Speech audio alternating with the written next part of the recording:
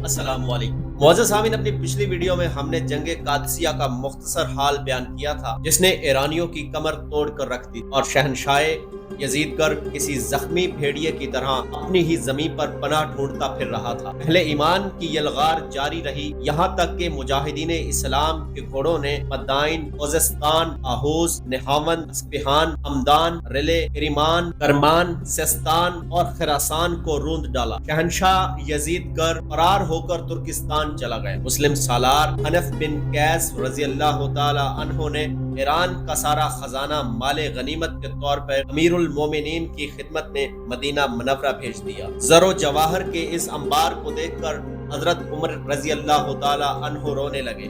پھر آپ نے مسجد نبوی صلی اللہ علیہ وآلہ وسلم حاضر ہو کر اہل ایمان کے اجتماع سے خطاب کرتے ہوئے فرمایا: معبود حقیقی کے نام لیواؤں کو خوشخبری ہو کہ آج مجوسیوں یعنی آتش پرستوں کی سلطنت برباد ہو گئی۔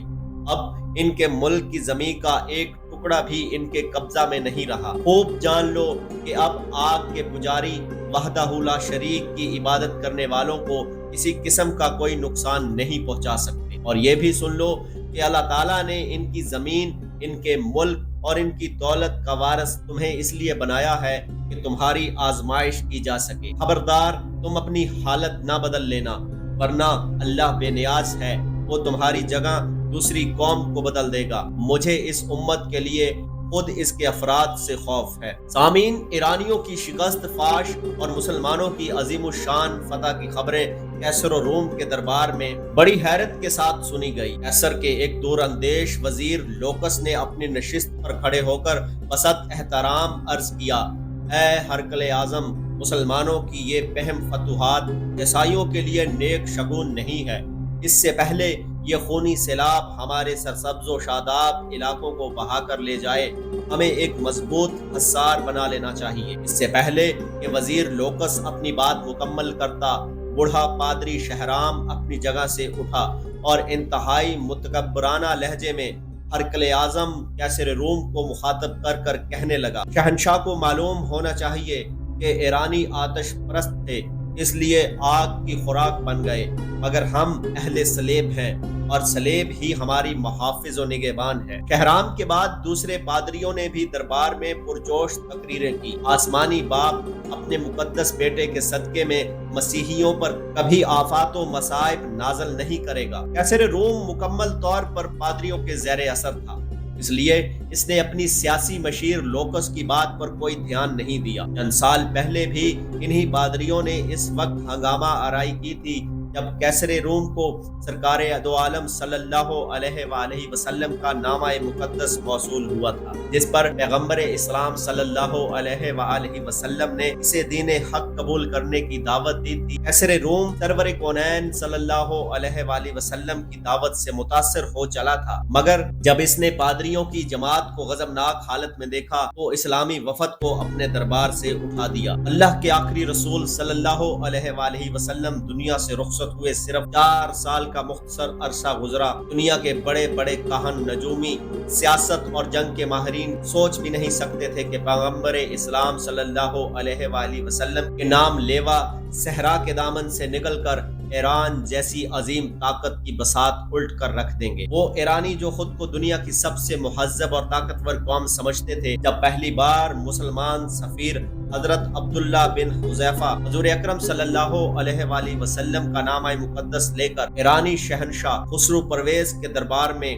ایک خاص ادائے بے نیازی اور جلال ایمانی کے ساتھ داخل ہوئے تو ایرانی شہنشاہ نے صحابی رسول صلی اللہ علیہ وآلہ وسلم کو بڑی نفرت و حقارت کے ساتھ دیکھا۔ پھر خسرو پرویز نے نامہ رسول صلی اللہ علیہ وآلہ وسلم کو چاک کرتے ہوئے پوری عرب قوم کو انتہائی ذلت آمیز لہجے میں مخاطب کرتے ہوئے کہا: اے سوسمار چپکلی نما جانور کا گوشت کھانے والوں اور اے اونٹ کا دودھ پینے والوں۔ پھر جب ناکام سفارت کے بعد حضرت عبداللہ بن حذیفہ رضی اللہ تعالی عنہ نے رسالت مآب صلی اللہ علیہ وآلہ وسلم کی خدمت اقدس میں حاضر ہو کر نامہ مبارک سے چاک کرنے کا واقعہ سنایا تو سرور کونین صلی اللہ علیہ وآلہ وسلم نے فرمایا: خسرو نے میرا خط چاک نہیں کیا، اس نے اپنی حکومت کے ٹکڑے ٹکڑے کر دیے ہیں۔ سامعین، چند روز بعد ہی خسرو پرویز کے بیٹے شیرویہ نے بڑی بے رحمی کے ساتھ اپنے باپ کو قتل کر ڈالا۔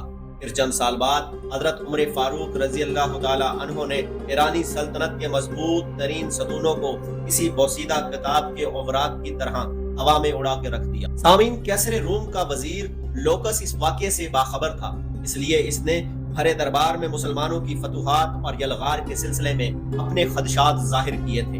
لوکس کا شمار اپنے وقت کے ذہین ترین افراد میں ہوتا تھا۔ اس کی جاگنے والی آنکھوں نے نوشتہ دیوار پڑھ لیا تھا کہ اب مسلمانوں کو رومیوں کی حریف طاقت بننے سے کوئی نہیں روک سکتا۔ یہی وجہ تھی کہ لوکس بار بار کیسر روم کو صورتحال کی سنگینی کا احساس دلانے کی کوشش کر رہا تھا، مگر پادری شہرام کے جاسوس محل کے گوشے گوشے میں پھیلے ہوئے تھے۔ جب ان جاسوسوں نے کیسر روم اور وزیر لوکس کی خفیہ ملاقاتوں کی اطلاع دی تو پادری شہرام گہری سوچ میں ڈوب گیا۔ پھر اس نے وزیر لوکس کو سیاسی منظرنامے سے ہٹانے کی تدبیر سوچ لی۔ اس وقت روم عیش پرستیوں کا مرکز تھا۔ بادشاہ، وزیر و امیر اور خواص و عوام رقص و سرود اور شراب نوشی کو انسانی زندگی کا ایک لازمی حصہ سمجھتے تھے۔ کیف و نشاط کی زندگی گزارنے پر کوئی قانونی اور اخلاقی پابندی عائد نہیں تھی۔ اپنے اسی ماحول کے زیر اثر وزیر لوکس بھی کیف و نشاط کا دلدادہ تھا۔ پادری شہرام نے اس کی اسی کمزوری سے فائدہ اٹھایا۔ ایک رات جب لوکس خوبصورت عیسائی رقاصہ سوسن کا ہوشربا رقص دیکھ رہا تھا تو مسلسل شراب نوشی کے اثر سے اس کے ہوش و حواس زائل ہوتے جا رہے تھے۔ پھر اسی کیفیت میں لوکس نے سوسن رات کا آخری جام طلب کیا۔ سوسن بسط ناز و ادا لہراتی ہوئی آگے بڑھی اور اس نے دوسری زرد نگاہ سراہی سے لوکس کا جام لبریز کیا۔ اس سراہی میں پادری شہرام کے منصوبے کے مطابق ایک خاص زہر شامل کر دیا گیا تھا جسے بڑے سے بڑے طبیب بھی آسانی کے ساتھ نہیں پہچان سکتے تھے۔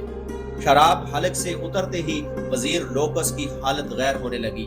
وہ شدید کرب کے عالم میں فرشی نشست سے اٹھا اور لڑکھڑاتی زبان میں رقاصہ سے پوچھنے لگا، سوسن، آج تو نے مجھے کیسی شراب پلا دی ہے کہ میرا دل کی دھڑکنیں قابو میں نہیں۔ سوسن کی احمری ہونٹوں پر قاتلانہ تبسم ابھر آیا۔ سلطنت روم کے عظیم وزیر، ساقی بھی وہی ہے، جام و پیمانہ اور سراہی بھی وہی ہے۔ شاید یہ موسم بہار اور چاندنی رات کا اثر ہے کہ شراب میں تیزی آ گئی اور نشہ عام دنوں سے زیادہ گہرا ہو گیا ہے۔ معزز سامعین، اگر آج کی ویڈیو آپ کو اچھی لگی ہو تو ہمارے چینل کو سبسکرائب کر کے ویڈیو کو لائک اور شیئر کریں۔ بیل آئیکن کا بٹن ضرور دبائیں تاکہ آنے والی ہر نئی ویڈیو کو نوٹیفیکیشن آپ کو مل سکے۔ ملتے ہیں اپنی نیکسٹ ویڈیو میں، مجھے دیجیے اجازت، اللہ حافظ۔